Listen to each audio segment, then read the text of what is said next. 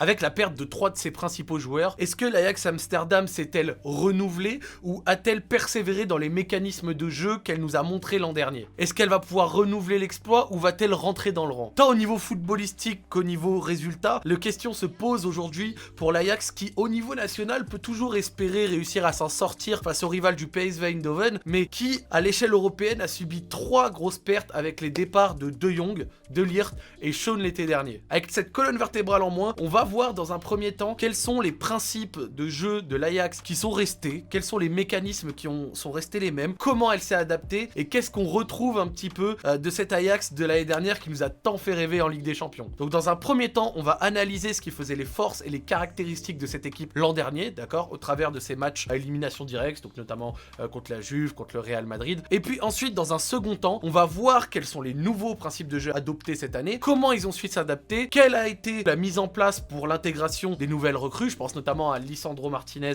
et à Alvarez. Et c'est ce qui nous permettra un petit peu de faire le lien entre l'Ajax de l'an dernier et celui de cette année.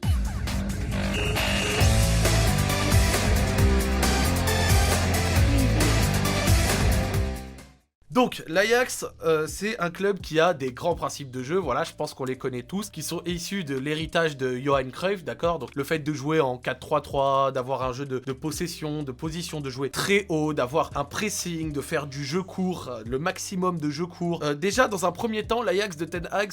avait une particularité, c'est qu'au lieu de se présenter dans le 4-3-3 un petit peu classique où on avait l'habitude de voir l'Ajax, lui optait plutôt pour un 4-2-3-1, avec un milieu en double pivot, avec Shaun et De Jong, mais qui malgré tout respectait quand même un des grands classiques du jeu de position en phase de relance, à savoir ne pas avoir plus de 2 joueurs. Donc,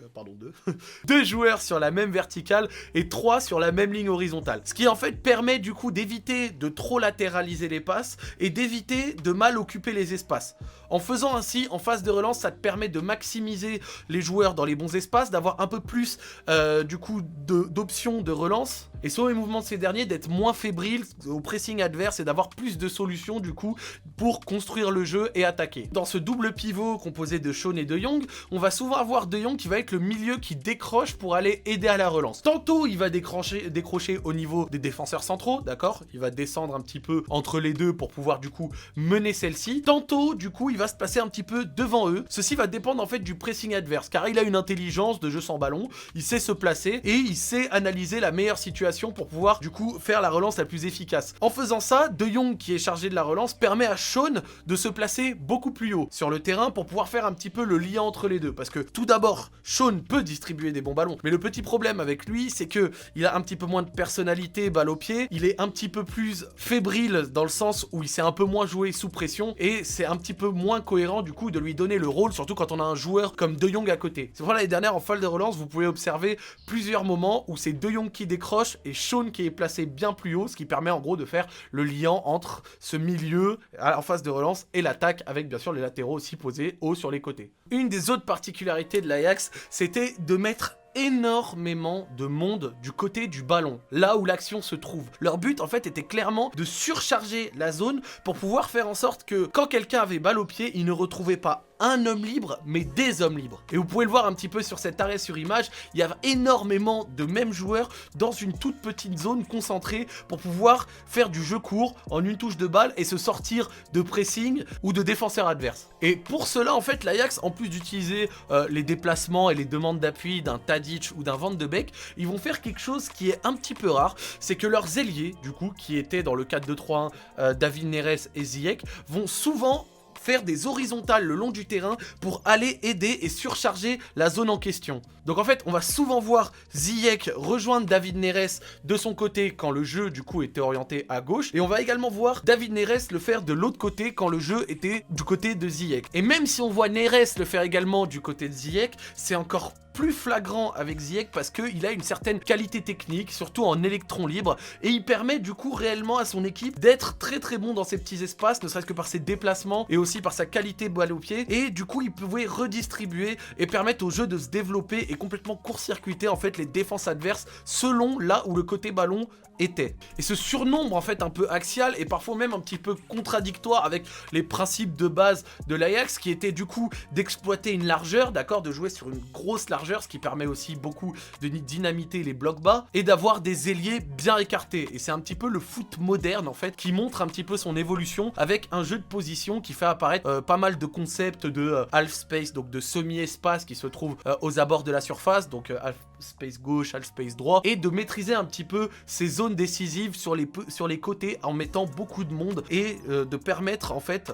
aux joueurs d'avoir de multiples solutions sur un même côté. Du coup, sans ballon, vous vous doutez bien, quand tu surcharges un côté du terrain, d'accord, là où il y a l'action, avec 5-6 joueurs dans la même zone, dans un premier temps, tu obliges un petit peu la défense et les joueurs adverses et son pressing, du coup, à avoir un problème un petit peu nouveau, un petit peu bizarre. Tiens, c'est un peu bizarre d'avoir toute l'action concentrée vraiment sur un côté du terrain et d'avoir une surcharge de ce côté-là. Et surtout, tu permets à ton équipe d'avoir une densité d'un côté et du coup un pressing à la perte de balle qui est immédiat. Parce que du coup tu viens de perdre le ballon mais tu as 5-6 joueurs directement disponibles dans la même zone pour essayer de le récupérer. Donc à la fois cette surcharge t'avantage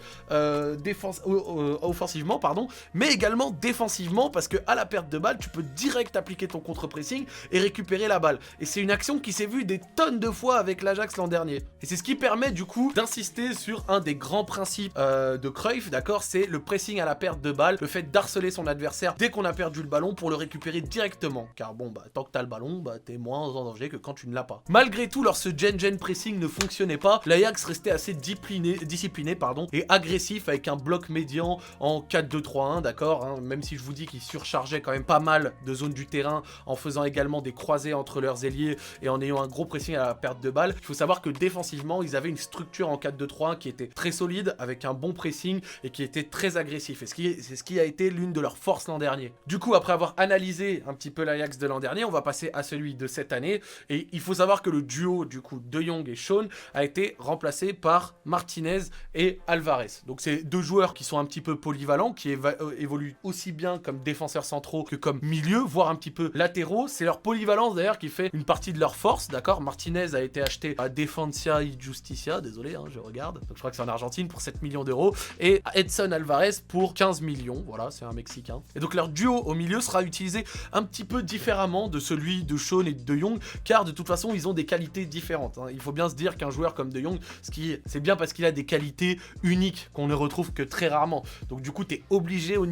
à ce niveau-là de s'adapter, et tu peux pas t'attendre à ce qu'un autre milieu te fasse aussi facilement le taf de celui-ci. Savoir jouer sous pression, ça demande une grosse qualité technique, de la personnalité avec ballon, et même une très très bonne recrue ne peut pas adopter directement ce style si particulier à certains joueurs qu'on peut retrouver à l'Ajax. L'équipe joue toujours en 4-2-3-1, du coup, Veltman a été repositionné en défense centrale, et il y a également le petit nouveau qui a été lancé, à savoir Serginho Dest, d'accord, c'est un latéral droit très prometteur. Donc de manière générale, l'Ajax essaye toujours de respecter ses principes et de défendre, on va dire, de manière positive, donc c'est-à-dire en avançant afin de récupérer toujours le ballon le plus vite possible, donc on en revient à ce pressing à la perte de balle. Néanmoins, ils sont beaucoup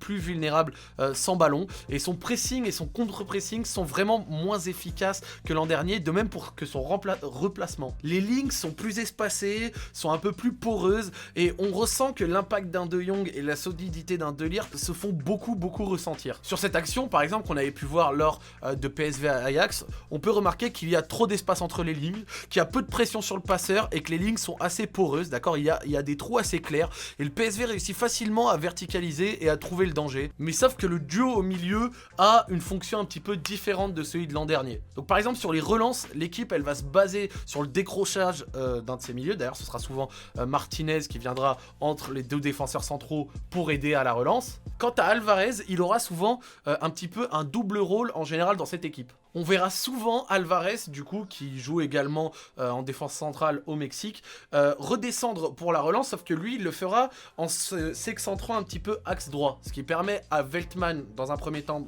de se recentrer, et aussi d'être un petit peu déchargé de la relance. Du coup, Alvarez, contrairement à Shaun l'an dernier qui aidait très peu à la relance, descend également, mais le fait en plus de manière un petit peu plus excentrée pour faire en sorte réellement que Veltman ne le fasse pas, ou en tout cas que très peu. Car la relance depuis la défense est réellement un exercice super exigeant à l'Ajax, plus que dans la plupart des clubs.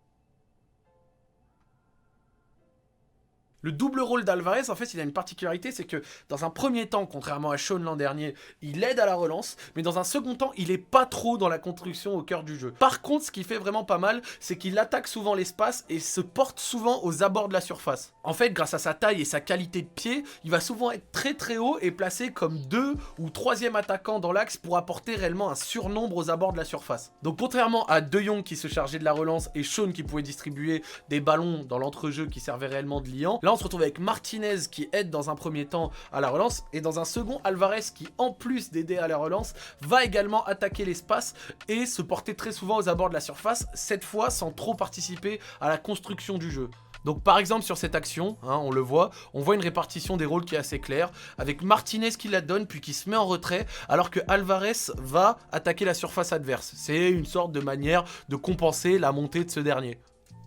Du coup, ils vont toujours jouer avec cette domination axiale, avec beaucoup de monde entre les lignes et un gros surnombre côté ballon. Sauf que contrairement à l'an dernier, ils vont beaucoup moins pousser cette surcharge côté ballon, dans le sens où en fait, Ziyech et Neres vont beaucoup moins se croiser en fait. Ziyech par rapport à la dernière colle beaucoup plus sa ligne, et on suppose que c'est aussi pour avoir un peu plus de relations techniques avec Dest, pouvoir échanger des ballons avec lui. En tout cas, même statistiquement, on le voit que Neres va moins du côté de Ziyech quand l'action se trouve là-bas, et Ziyech le fait moins du côté de Neres quand l'action se trouve vers ce dernier. Du coup, on peut assez facilement imaginer que le fait que Martinez et Alvarez soient un peu moins à l'aise techniquement que Sean et surtout De Jong, surtout pour jouer sous pression, a forcé un petit peu Ten Hag à changer quelque chose dans son équipe, les faire permuter un peu moins, enfin même pas permuter, mais du coup se croiser et éviter cette surcharge constante qu'ils avaient l'an dernier. Donc un exemple un petit peu statistique, les passes entre Ziyech et Neres. Donc la saison dernière contre la Juve aller-retour, il y a eu 11 passes de Neres à Ziyech et 12 de Ziyech à Neres. Donc vous vous doutez bien que c'est pas que des transversales de l'un à l'autre. Et sachant que ces deux ailiers qui sont passés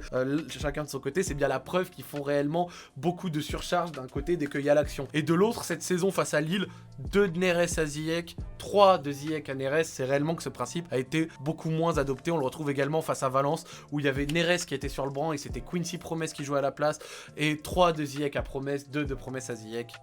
C'est la preuve de l'abandon un petit peu, enfin en tout cas pas l'abandon, mais de la moins de mise en place de ce principe-là. Lié qualité technique et surnom, c'est ce qui a fait que l'Ajax a pu se tirer des situations de but souvent très dangereuses. Car c'est dans des zones en fait où les équipes ont un petit peu moins l'habitude de pouvoir combiner et attaquer. Car en fait là où beaucoup d'équipes cherchent souvent à centrer pour éviter la difficulté dès qu'elles se retrouvent un petit peu sur un côté, l'Ajax eux ils viennent piquer et prendre là où l'adversaire est un petit peu le plus vulnérable, un petit peu là où il y a le moins de joueurs. En résumé en fait, l'Ajax est plus vulnérable défensivement, d'accord, car ils sont tout d'abord moins rigoureux sur leur bloc équipe, moins rigoureux dans leur pressing, il y a beaucoup plus d'espace entre les lignes, et ils possèdent également en fait tout simplement des joueurs moins à l'aise dans ce domaine. D'ailleurs, l'année dernière, Veltman par rapport à De Ligt est moins sûr, il est également moins autoritaire. Sean avait un gros abattage au milieu, beaucoup de volume de jeu, ce qu'on retrouve moins cette année. Et de même pour De Jong, l'année dernière l'équipe elle avait vraiment beaucoup moins peur d'aller chercher. Avec ballon, l'équipe elle a aussi un petit peu modifié son animation. Ses principes restent similaires, il y a toujours une domination technique, du jeu dans les petits espaces, des surcharges dans les zones là où se passe l'action. Le seul petit souci, enfin même s'ils utilisent toujours Tadic en pivot notamment, car il fait beaucoup de courses et aussi car il a de la qualité technique. Néanmoins, on peut remarquer du coup que Ziyech, que Neres ne viennent pas autant jouer le surnombre, que Martinez, que Alvarez n'ont pas les mêmes qualités et on ne retrouve pas ce que De Jong apportait l'an dernier au milieu. Les deux milieux sont beaucoup moins à l'aise au cœur du jeu que leurs prédécesseurs, ont beaucoup moins de densité et portent beaucoup moins la balle au pied que ce que De Jong pouvait faire dans ses percées. De Jong permettait vraiment à son équipe de sortir de beaucoup de pressing, en fait quasiment de n'importe lequel, et réellement de jouer dans des espaces très restreints pour pouvoir combiner, jouer en une touche et se défaire des défenses. Cette perte de talent est en fait assez logique, même si l'Ajax a trouvé deux joueurs très complémentaires, qui sont assez intelligents, avec des profils un petit peu différents, mais qui à leur manière vont réussir à apporter, et je suis persuadé personnellement que l'Ajax va toujours être très plaisant à jouer, va peut-être faire un petit peu moins de gros résultats que l'an dernier, même ce sera très difficile de faire la même chose, car pour pouvoir faire les mêmes, il y a certaines qualités que je pense ils ont perdues, mais ils vont toujours réussir à être super plaisants, assez dangereux, même si je pense que ce sera difficile d'imaginer les mêmes perfs que l'an dernier en Ligue des Champions. C'est tout pour ma part, j'espère que cette petite analyse sur l'Ajax vous a plu, et je vous dis à la prochaine les amis, bisous.